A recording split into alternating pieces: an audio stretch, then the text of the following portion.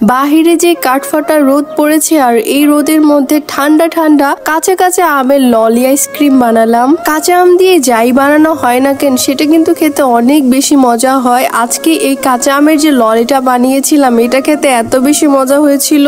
আসসালামু আলাইকুম এভরিওয়ান, সবাই কেমন আছেন? আজকে কিন্তু আমি কাঁচা আমের ললি বানাবো। আর এই কাঁচা আমের ললি বানানোর জন্য এখানে কিন্তু আমি কাঁচা কাঁচা আম কতগুলা নিয়েছি। আর এই আমগুলার এত মারাত্মক স্মেল ছিল কি বলবো। আমার তো এই কাঁচা আমের গ্রানিতে কাঁচা আমগুলা খেতে ইচ্ছা করছিল, কিন্তু আজকে তো এই কাঁচা আম দিয়ে কাঁচা আমের ললি বানাবো। আর এই কাঁচা আমগুলাকে আমি পানিতে সিদ্ধ করে নিয়েছিলাম 10 মিনিটের মতন। এরকম সিদ্ধ করে নিলে কিন্তু আমগুলার কালার এরকম চলে আসবে। আর এটা কিন্তু এখনই সিদ্ধ হয়ে গেছে। আর এই তো আমগুলার ভিতরে কিন্তু একদম নরম হয়ে গেছে। পাকা আম যেরকম নরম থাকে এটাও কিন্তু একদম ওরকম নরম হয়ে গেছে। আর এই কাঁচা আমগুলাকে কিন্তু এখন বের করে নিতে হবে ভিতরের পিউরি গুলা। সিদ্ধ করার পরে কিন্তু এটা পাকা আমের মতন হয়ে যায়। এখন আমি চোকলাগুলা কিন্তু একটা কেচি দিয়ে ছিলতেছিলাম। আর এই সবগুলা আম হচ্ছে চোকলা থেকে আটি থেকে আলাদা করে নিয়ে নিলাম। আর এইখানে কিন্তু আমার সবগুলা আম আলাদা করে নেওয়া হয়ে গেছে। আর কাঁচা আমের ললিটা বানাইতে যা যা লাগবে এখানে কিন্তু আমি সবকিছুই নিয়ে নিয়েছি।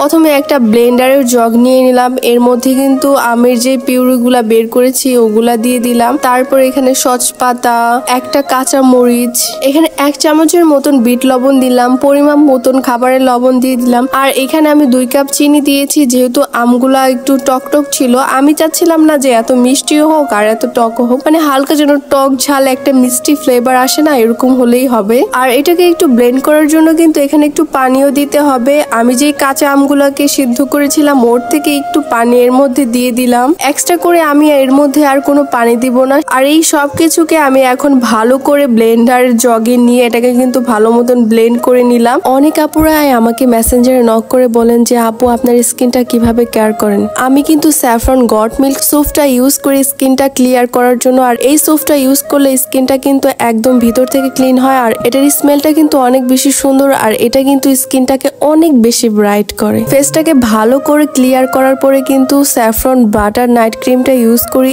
এই ক্রিমটা ইউজ করলে কিন্তু স্কিনটা অনেক বেশি ব্রাইট হয়। আপনার স্কিনটা একদম ভিতর থেকে সুন্দর করবে, স্কিনের কালচে কালচে ভাব দূর করে আর স্কিনটাকে অনেক বেশি ফর্সা করে। আমি ফুল বডির জন্য ইউজ করি ফুল বডি হোয়াইটনিং ক্রিম। এখন যে রোদের তাপ, বাইরে গেলেই তো স্কিনটা কালো হয়ে যায়। এই বডি ক্রিমটা ইউজ করলে কিন্তু স্কিনটা একদমই সুন্দর থাকে। এই সবগুলা প্রোডাক্টই কিন্তু ন্যাচারাল এবং অর্গানিক, এগুলা কিন্তু হোমমেড প্রোডাক্ট। এই 3টা প্রোডাক্টের একটা কম্বো কিন্তু আমি সবসময় বিউটি বাহার ফেসবুক পেজ থেকে নিয়ে থাকি। এই সবগুলা প্রোডাক্টই কিন্তু একদমই অথেন্টিক এবং অরিজিনাল। আপনারাও চাইলে কিন্তু এই অর্গানিক স্কিন কেয়ার প্রোডাক্ট গুলো নিতে পারেন। এই পেজটা হচ্ছে আমার ডিসক্রিপশন বক্সে মেনশন করা থাকবে। আর তাদের এই 2টা হোয়াটসঅ্যাপ নাম্বারও চাইলে কিন্তু নক করে আপনারা অর্ডার করতে পারেন।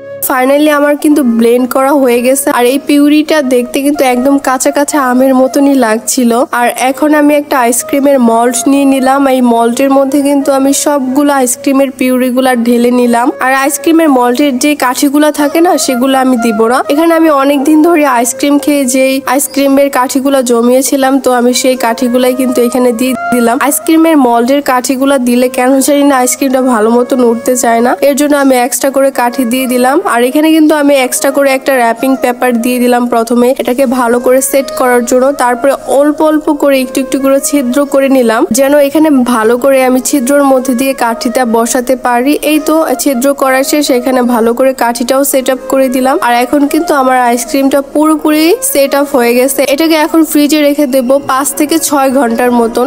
এই তো 6 ঘন্টা পরে আমাদের কিন্তু আইসক্রিমটা একদম সুন্দর মতন হয়ে গেছে। আর এটা দেখতে কত লোভনীয় লাগছে তাই না? আর এটা কিন্তু খেতে অনেক বেশি মজা হয়েছিল। আমার জামাই তো একদম এই আইসক্রিম দেখে পাগলই হয়ে যাচ্ছিল যে কাঁচা আমের আইসক্রিম বানাইছো, এটাও কিন্তু অনেক বেশি মজা হয়েছে। যাই হোক বাবা, আমার হচ্ছে এখন বাহির থেকে তোমাকে আইসক্রিম কিনে আর খাওয়াইতেই হবে না। এখন হচ্ছে বাসায় তোমার হাতেরই আইসক্রিম খাবো আর তুমি বানাবা। আর এটা কিন্তু খেতে অনেক বেশি মজা হয়েছিল। আমরা কিন্তু দুজন বসে বসে এই আইসক্রিমটা খাচ্ছিলাম। দেখেন আইসক্রিমের লুকটা কত বেশি সুন্দর আসছে তাই না?